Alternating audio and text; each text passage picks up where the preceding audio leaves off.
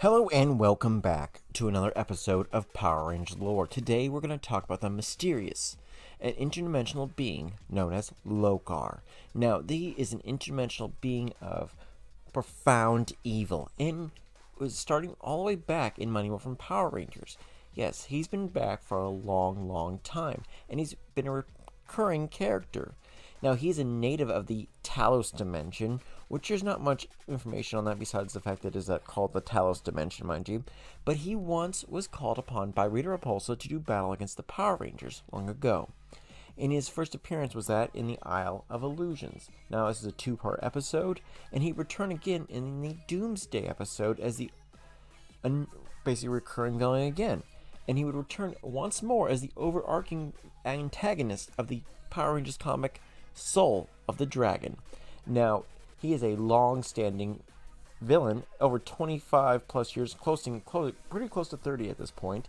And so, let's talk about who this guy is, Lokar. Well, he first appears as a floating demonic ethereal blue head with a bad hairstyle, straight from the 80s, ready to yell at you. He more looks like serrated blades than it does hair.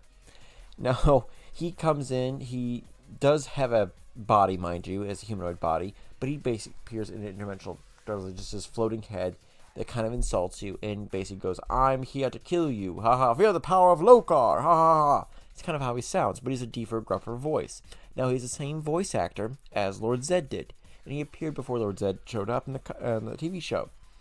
Now, he would show up, do pretty good battle against the Power Rangers, aid Rita in empowering another monster known as Mutus on the Isle of Illusions, get the Rangers there, and think he's going to cause their doom. Now, he used his Breath of Doom to mutate Mutus into even more powerful form, and basically after Mutus was destroyed by the Rangers, the Rangers do battle against Lokar with the Dino Thunder Zord, and he managed to escape a massive fireball, with Jason saying, "We'll get him next time, guys." Ha! For a long time, you think that'd be the last time we see Lokar, because basically they had a lot of one-off villains. They didn't really have a lot. They had a lot of plot holes in the overall Power Rangers series. Well, he does later get summoned again when Goldar goes into battle with his new War Zord known as Cyclopus. Now, Cyclopus is a pretty impressive-looking Zord, and Lokar kind of agrees, not because, like, "Oh, yeah, Goldar, I'll help you, whatever," because he wants a little revenge against the Power Rangers who scarred him. Now, he's still heavily scarred from the previous Ultra Zord attack, and when the War Zord gets destroyed, he recreates it like that, and basically goes to battle again against the Rangers, and then would disappear after the Cyclopus is destroyed once more, basically going, "I'm done with this." Now, after the defeat, he's not seen again.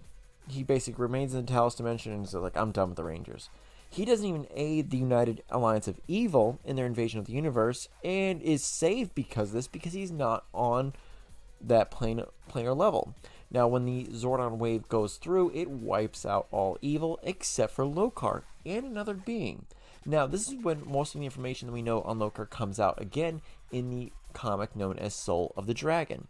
Now, within his dominion, he receives Scorpina, who had been banished there by Rita because Scorpina in the comics had been wanting all this power and was basically going through her scrolls and trying to steal from her spells to gain more power to defeat the Rangers. Now, she was banished and comes to Lokar. Lokar kind of like receives her but doesn't do anything. Basically, he's got his own plans. He doesn't care about her. There's nothing that she can offer that he would really want.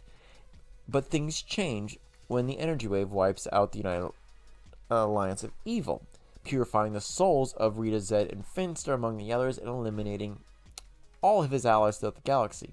Now, he and Scorpina survive this, but are like, it kind of changes his entire plans. It wipes out all his minions on that plane, and he's going, I've got to change my tactics here. And ultimately, he caves in during Mans and sends her back to Earth. 30 years, mind you, from when she left, because time is different in his dimension. It passes much slower in his dimension, while I don't know the exact math, but let's just say, like, from what I can tell, it's basically 1 year is 5 years to her, or maybe more differently. But either way, it's a big gap in time there. Now, at this time period, she takes this crystal that is supposed to summon him. Basically, it's a power crystal per se. It's supposed to summon him to draw him back to Earth to conquer it.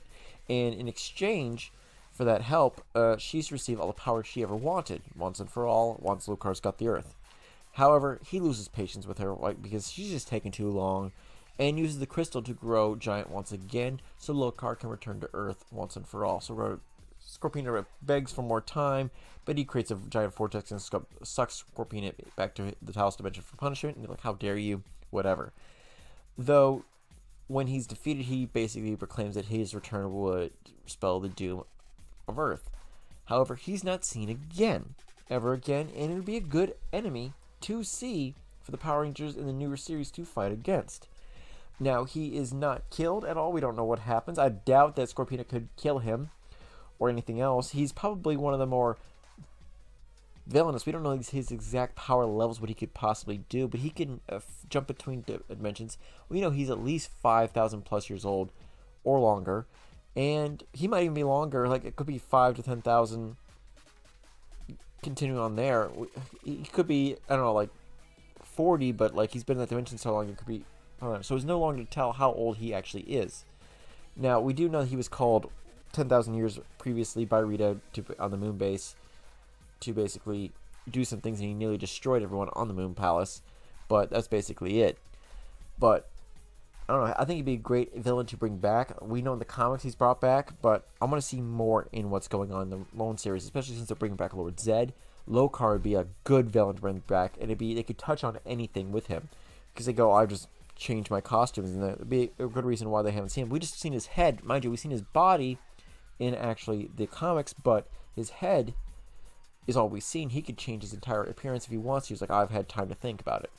Now, his powers, he is pretty powerful. I wouldn't say he's a minion. He's more of an ally of Rita, basically a temporary ally. They work together, but he kind of like would kill them if he could, really wanted to. Now, he's very durable, like most of the villains that have faced the Power Rangers at all. He's able to survive the Ultra Zord's finishing move at least once and twice, shown in the comics itself. He's, like I said, he's really old. We don't know exactly how old he is, and there's such a time difference. He could be much older or much younger than we think he is, but time is relative in that dimension. He is able to fly, and his giant head proves that several different times. He has fireball teleportation. Now, he can transport himself to Earth in a giant orange fireball. Now, he uses it sometimes as a blue lightning blast. It all depends, but he's very flashy, let's just say that, when he appears. Now, he has the Breath of Doom, which is a puff of pure white mist from his mouth capable of mutating a monster, maybe even more than just mutate us.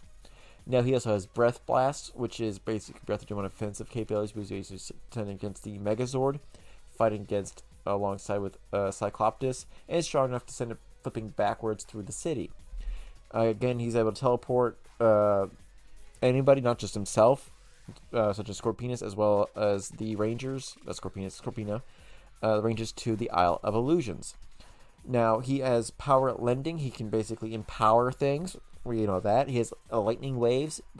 Basically, he can send them through his head/body form and unleash a devastating wave of electricity from his hair.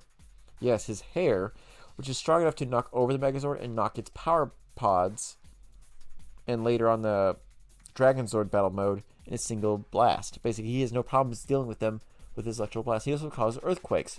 I'm not sure how he does with the earthquakes, but he's able to do so, especially since he just shows up in head form. He has Vortex Creation, which basically the sucking of interdimensional travel of Scorpina out there back to his throne to face punishment, and that's basically it. So that is Lokar. Do you guys want to see Lokar again? I'd be interested to see Lokar. He's a pretty interesting character. They brought him back in the comics so that they have it in their minds that he is out there. He's a much bigger threat than most people think about. And he's an old villain who knows about the other stuff. It would be interesting if they could call back on that information. So let me know what you guys think. Have a good one. May the power protect you always. Thank you guys. Make sure to like, comment, and subscribe, and I'll see you guys soon.